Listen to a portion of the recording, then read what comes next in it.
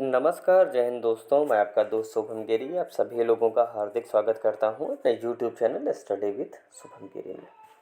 आशा और पूर्ण उम्मीद है दोस्तों आप सभी लोग स्वस्थ होंगे और आपने अगर कोई फॉर्म भरा है, बहुत सारे भाई बहनों ने टीजीटी दिल्ली का फॉर्म भरा हुआ है, उसकी तैयारी कर रहे हैं, पीजीटी की तैयारी कर रहे हैं या अन्य जिन लोगों ने फॉर्म अप्लाई किया है वो लोग सब लोग अपनी तैयारी अच्छे से कर रहे हैं, स्वस्थ होंगे ये भी पूरी उम्मीद है।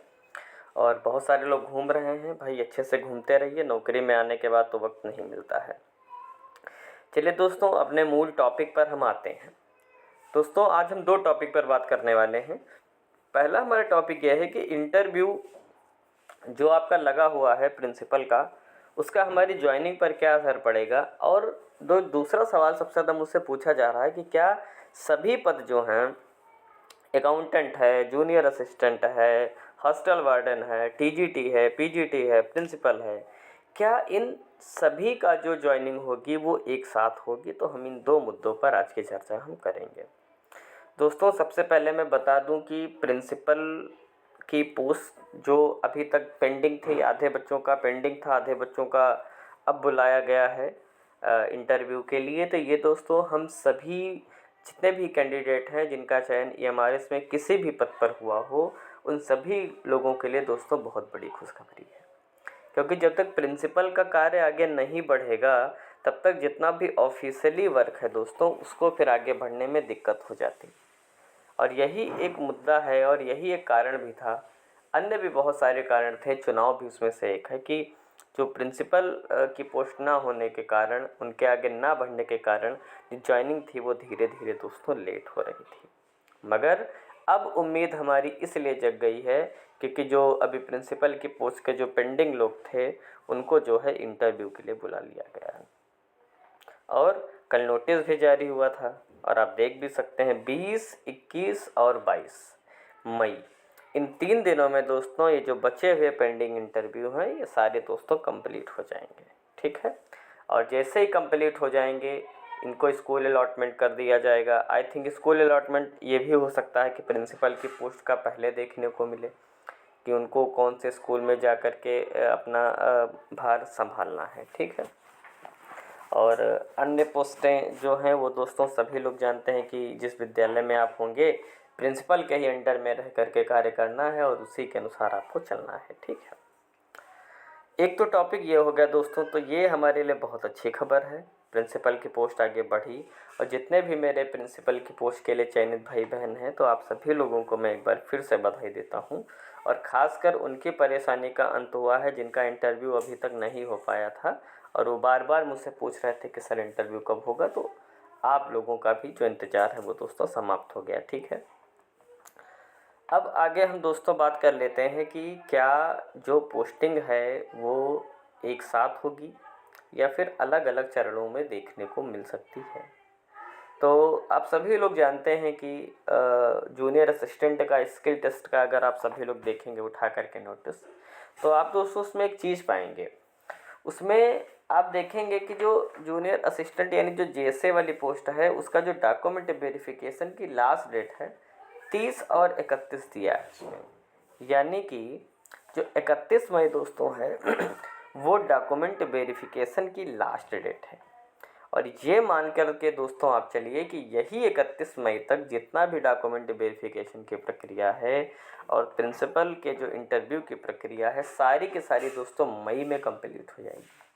बहुत सारे लोगों का मानना है कि जो जूनियर असिस्टेंट जेएसए वाले हैं उनको फिर से एक मौका दिया जाएगा। तो दोस्तों, उनको मौका बिल्कुल नहीं दिया जाएगा, क्योंकि जेएसए में ऑलरेडी 3 गुना बच्चों को उन्होंने बुला रखा है स्किल टेस्ट के लिए।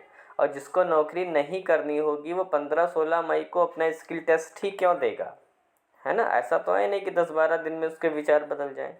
तो डॉक्यूमेंट वेरिफिकेशन के लिए दोस्तों 30-31 में वही बच्चे जाएंगे जो नौकरी करना चाहेंगे, और नौकरी वही बच्चे करना चाहेंगे जो दूसरे डॉक्यूमेंट वेरिफिकेशन देंगे। ठीक है, तो इसलिए यहाँ पर वो दिक्कत नहीं आएगी कि फिर से एक बार डेट देंगे। बहुत सारे लोगों को ये कन्फ्यूजन है। ठीक है, तो वहाँ पर बिल्कुल कंफ्यूज मत रहिए दोस्तों।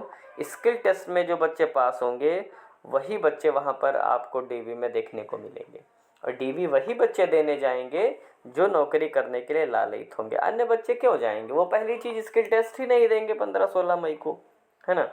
बहुत इसलिए नहीं देंगे, शायद इस बीच उनका कहीं पर अगर चयन हो गया होगा इसलिए नहीं देंगे। और जिसको इच्छा नहीं होगी करने की वो स्किल टेस्ट दोस्तों नहीं देगा, है ना। तो 31 मई तक दोस्तों ये आप मान करके चलिए, ये हमारी सारी प्रक्रिया चलती रहेगी। हाँ, हमारा जो स्कूल अलॉटमेंट होना है दोस्तों, वो मई के अंत तक देखने को मिल सकता है, या ज़्यादा से ज़्यादा लेट करेंगे तो ये 10 जून तक आपका हो जाएगा। क्योंकि जून भर में, क्योंकि कम से कम 15 से 20 दिनों का तो समय आपके स्कूल अलॉटमेंट के बाद ज्वाइनिंग के मध्य में दिया जाएगा। 20 दिन का समय तो ज्वाइन करने के लिए देता ही है कोई भी आयोग हो दोस्तों, ठीक है। तो अब रही बात कि 31 मई तक अगर सबका कंप्लीट हो जाता है सारी प्रक्रिया, तो ये दोस्तों चांस बनता है कि आप लोगों की जो ज्वाइनिंग है वो एक साथ हो सकती है। हाँ, एक साथ होने में थोड़ा डिले हो सकता है कि लास्ट जून तक या 30 जून तक भी खींच सकते हैं, है ना। तो दोस्तों ये जो प्रक्रिया है वो साथ में ज्वाइनिंग हो सकती है। हाँ, अगर मान लीजिए कार्यभार बढ़ता है तो हो सकता है कि आयोग कहे कि टीचिंग वाली पोस्टों का जो ज्वाइनिंग है वो एक साथ करा दे, और नॉन टीचिंग के जो पद हैं उनका जो आपका ज्वाइनिंग है वो एक साथ करा सकता है। ये आयोग के ऊपर डिपेंड करता है, नेक्स्ट डिसाइड करेगा कि सभी लोगों को एक साथ ज्वाइन करा दें या फिर टीचिंग और नॉन टीचिंग पदों को एक साथ करा देते हैं, है ना। तो जैसे ही कोई इस बात को लेकर के अपडेट आएगा दोस्तों, तुरंत हम आपके समक्ष लेकर के आएंगे।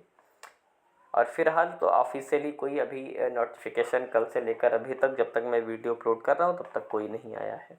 हाँ, धड़ाधड़ आयोग नोटिस दे ही रहा है, आप सभी लोग दे रहे हैं, और धड़ाधड़ हम भी सारी जितनी भी सूचनाएं हैं वो भी हम आपके समक्ष ला रहे हैं।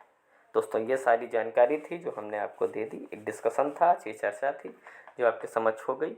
और अगर नियमित रूप से दोस्तों ये हमारे से आने वाली सारी नोटिफिकेशन को आपको जानकारी चाहिए, या भविष्य में आने वाली भर्तियों की आपको जानकारी चाहिए, नियमित रूप से सारी ऑथेंटिक जानकारी चाहिए, तो हमारे चैनल से ज़रूर जुड़ें और हमें अपना सपोर्ट करें, और हमारी चैनल को ज़रूर सब्सक्राइब करें और हमें अपना सपोर्ट दोस्तों ज़रूर प्रदान करें। तो आज की वीडियो में दोस्तों बस इतना ही रखते हैं, फिर मिलेंगे जैसे ही कोई नई सूचना आएगी तुरंत आपके समक्ष एक नई वीडियो में एक नई जानकारी के साथ। तब तक मेरे साथ बोलिए जय हिंद, जय भारत।